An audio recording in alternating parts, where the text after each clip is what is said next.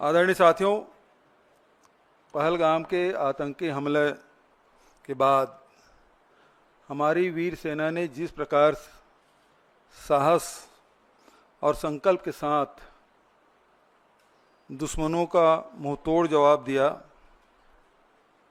पूरे राष्ट्र के लिए यह गर्व का पल था। हमारे जवानों ने 1965 में, 1971 में और कारगिल युद्धों में भारत की अखंडता को बचाया। 1971 में इंदिरा जी ने दुनिया को दिखा दिया था कि भारत किसी के सामने झुकने वाला नहीं है। आज भी हमारी सेना उसी जज्बे के साथ सीमा पर डटी हुई है। कांग्रेस पार्टी उनके साथ कंधा से कंधा मिलाकर खड़ी है। जब जब देश में संकट आया, कांग्रेस पार्टी ने राजनीति को पीछे रखा और राष्ट्रहित को प्रथम स्थान दिया। 1965 में लाल बहादुर शास्त्री जी ने जो नारा दिया, आज भी वह बहुत प्रसिद्ध है, जय जवान जय किसान। इस नारा देकर उन्होंने राष्ट्र को एक सूत्र में बांधा। 1971 में इंदिरा जी ने अमेरिका के दबाव को ठुकराकर पाकिस्तान को धूल चटा दिया था। आज भी हमारा वही संकल्प है। आतंकवाद के खिलाफ संघर्ष में राजनीति नहीं, राष्ट्रवाद चाहिए। हमने इंदिरा जी से सीखा है,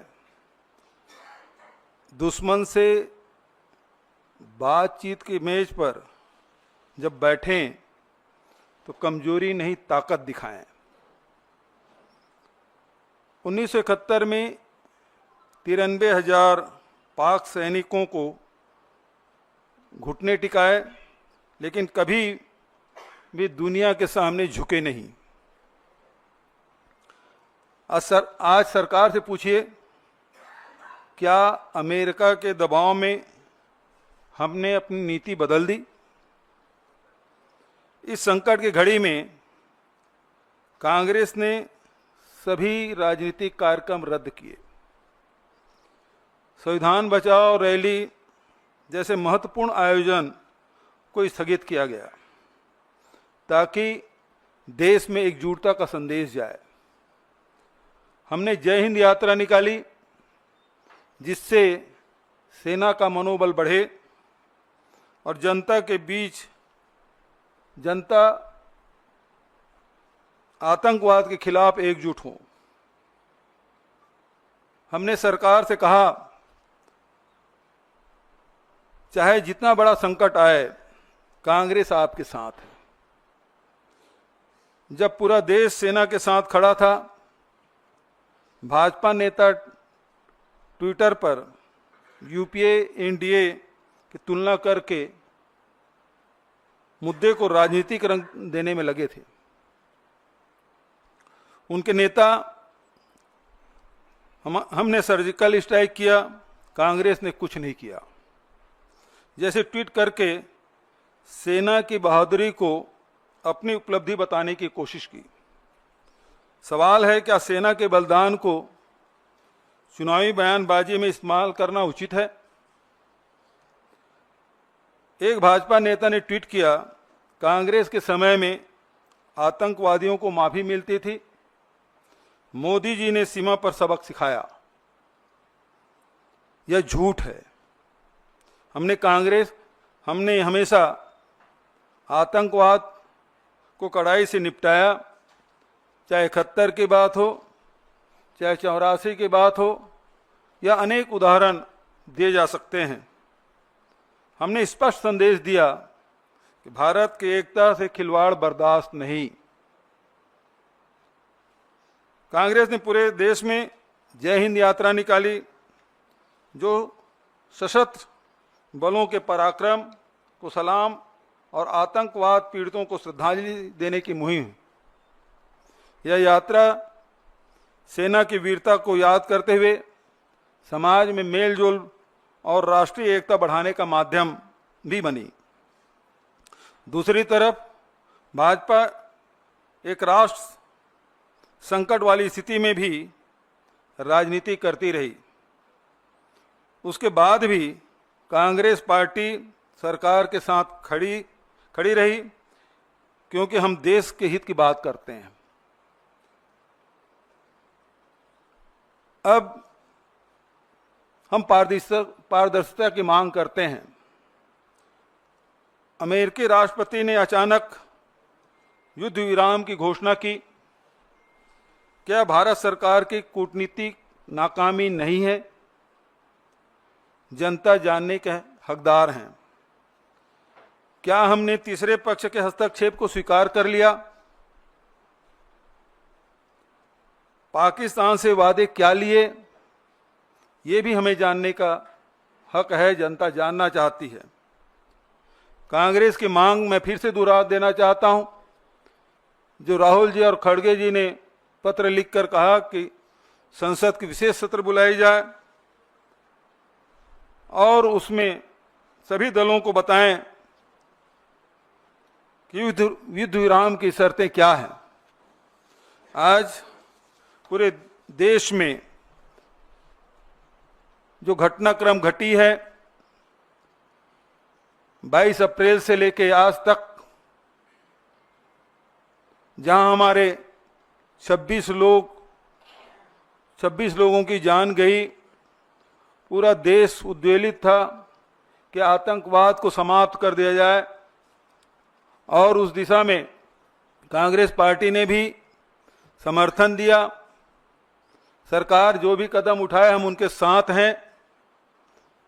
सरकार ने कदम भी उठाए, सेना से एक खुली छूट उन्होंने दी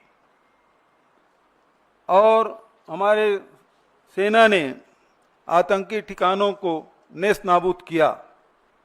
लेकिन उसके बाद जिस प्रकार से ट्रंप का जो ट्वीट आया है, वो सब हम सबको चौंकाने वाला है। सभी अचंभित हैं और इससे बहुत सारे सवाल हम सब के मन में हैं। क्या हमने ट्रंप के जो बयान आए उससे हमने मध्यस्थता स्वीकार कर ली? क्या शिमला समझौता अब रद्द हो गए? हम लड़ाई आतंकवाद के खिलाफ लड़ रहे थे, यहां कश्मीर इस मामले में बीच में आ गया।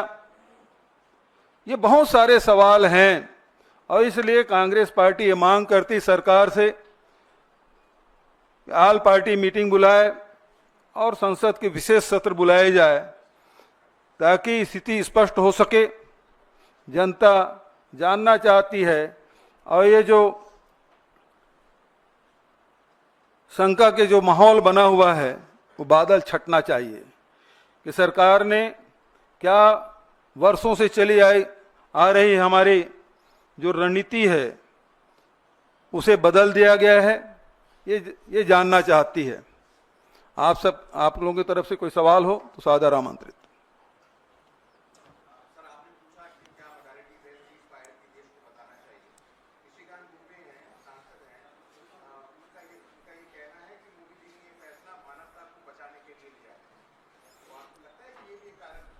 देखिए, सवाल हम सरकार से पूछ रहे हैं, निशिकांत दुबे जी से नहीं। निशिकांत दुबे जी सांसद हैं, वरिष्ठ सांसद हैं।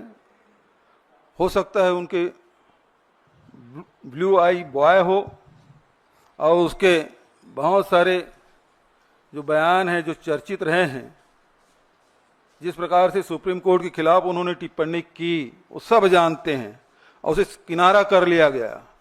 तो मैं नहीं समझता कि ये सरकार की तरफ से कोई बयान है। सरकार जवाब दे, क्यों विशेष सत्र नहीं बुला सकती? इसके पहले भी देखें, जब भी युद्ध होता रहा है उस समय दोनों सदन चले हैं, ये रिकॉर्ड में है। अब क्यों नहीं हो सकता? क्योंकि इतनी बड़ी घटना घटी और उस घटना के बारे में जानकारी लेने का सबको अधिकार है, देश जानना चाहती है।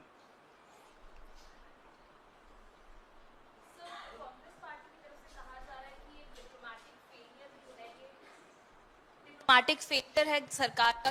पहले आईएमएफ की जो मीटिंग हुई थी उसमें अपनी तरफ नहीं ले पाए और शाम को यूएस प्रेसिडेंट ने आकर डिक्लेयर किया कि ये जो है सीज फायर हो गया है दोनों पार्टीज के बीच में। तो आपको क्या लगता है, क्योंकि आज जो बीजेपी की प्रेस कॉन्फ्रेंस हुई उसमें साफ कर दिया गया पहलगाम का बदला ले लिया गया है, आप तो क्या मानते हैं कि कहीं ना कहीं सरकार का भी एक कम रहा है? सबसे पहली बात ये है कि युद्ध जब ये लड़ाई चल रही थी उस बीच में पाकिस्तान को आईएमएफ के द्वारा $1 बिलियन उसको दिया जाना और उसमें जब फैसले हो रहे थे तो हमारे प्रतिनिधि वहां नहीं थे।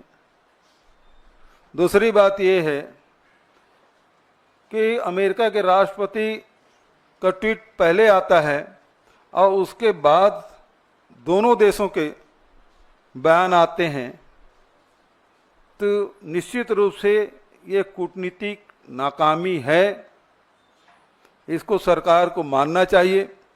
दूसरी बात, जो अभी आपने भाजपा के प्रवक्ता के जो बात आपने की, तो सवाल ये उठता है कि हमने बदला ले लिया, ये जो वाक्य है इसमें बहुत सारे सवाल उठते हैं। क्या वो 4 या 5 आतंकी आए थे जो 26 लोगों की जान लेके चले गए, वो पकड़े गए या मारे गए? इसका उत्तर आना बाकी है। दूसरा, जब सरकार ने इसे चूक मान ली है तो जिम्मेदारी किस पे ठहराया जा रहा है? कौन उसकी जिम्मेदारी लिया, उसके लिए क्या उसकी सजा मुकर्रर की गई? क्या गृह मंत्री जी इस्तीफा दे रहे हैं?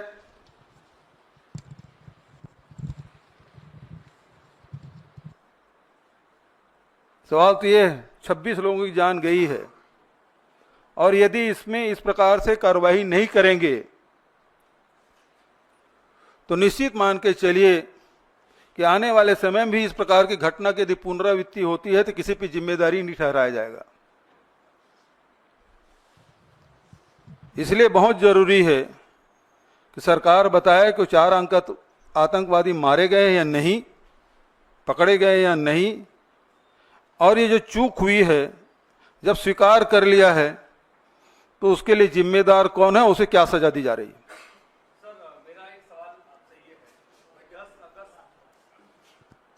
मेरा आपसे सवाल यह है कि 10 अगस्त 1994 को जब दोनों सदनों का विशेष सत्र बुलाया गया था, उस दौरान सर्वसम्मति से पारित किया गया कि पीओके हमारा है और पीओके हमारा अभिन्न हिस्सा है और उस पर कब्जा किया जाना चाहिए। ये 1994 की बात है। 2025 के दौर में आप लोग क्या सोचते हैं? आज भी पीओके हमारा है, उस पर कब्जा किया जाना चाहिए, क्या कब्जा किया जा सकता था? देखिए, प्रश्न आतंकी हमले का है। प्रश्न वहां से शुरू होता है कि 26 लोगों को धर्म पूछ के मार डाला गया और आतंकवाद समाप्त करने के लिए ये लड़ाई जंग छिड़ी। अब ये बात आई कि पीओके को हमें कब्जा करना चाहिए। देश का मूड तो यही था, सब लोग चाहते थे कि बदला लेने के सबसे अच्छा अवसर है और मीडियम चल भी रहा था। कोई इस्लामाबाद पहुंच गए थे, कोई कराची पहुंच गया था, कोई रावलपिंडी में कब्जा कर लिया था। तो जनता तो यही मानेगी कि ना ये जो दिखाया जा रहा है वही सही है, तो पीओके कब्जा कर ही लेना चाहिए। और जब 1994 में आपने इसे पारित कर लिया है और देश ने माना पीओके हमारा है, और शिमला समझौते में भी द्विपक्षीय बात हुई थी, अब इस लड़ाई के बाद तो यह है कि तीसरा पक्ष तीसरे निष्पक्ष जगह में जाके आपको चर्चा करनी है। तो ये तो बहुत ही हम लोगों के लिए दुखद एक घटना है, और ये शर्तें जो है हम सब के लिए बहुत ही शर्मनाक हैं। आम जनता जो आम सेंटीमेंट है वो बहुत भार पर है, और उनको लग रहा है कि हमारा जो देश है उसकी जो मनोभावना थी उसके साथ खिलवाड़ हुआ है। कांग्रेस पार्टी प्रमुख विपक्षी दल है, वो उसे किस तरह से लेती है, पार्टी का क्या मानना है? आम जन अपने आप को ठगा हुआ सा महसूस कर रहा है। पहले हम आतंकवादियों के कैंप पर हमला करने गए थे, फिर उन्होंने हम पर जब दोबारा हमला किया तो हमने तय किया हम धूल में मिला देंगे, एकाएक शांति प्रस्ताव आ जाता है। तो कांग्रेस पार्टी का क्या स्टैंड है? क्या वो आम जनता के साथ है? उसकी सोच भी यही है? देखिए, कांग्रेस पार्टी हमेशा जनता के भावनाओं के साथ रही है। दूसरी बात, हमारे राष्ट्रीय अध्यक्ष खड़गे जी और एलपी राहुल जी दोनों ने आल पार्टी मीटिंग बुलाने के लिए कहा। आल पार्टी मीटिंग हुई, प्रधानमंत्री नहीं आए। दोनों बार दोनों हमारे नेता गए और उन्होंने स्पष्ट आश्वासन दिया कि इस संकट की घड़ी में कांग्रेस पार्टी सरकार के साथ है, सेना के साथ है। जो भी कदम उठाए सरकार और सेना, हम उनके साथ हैं। अब सवाल ये उठता है कि प्रधानमंत्री जी ने कहा कि सेना को खुली छूट दे दी गई, तो वापस कब ले लिए गए आदेश?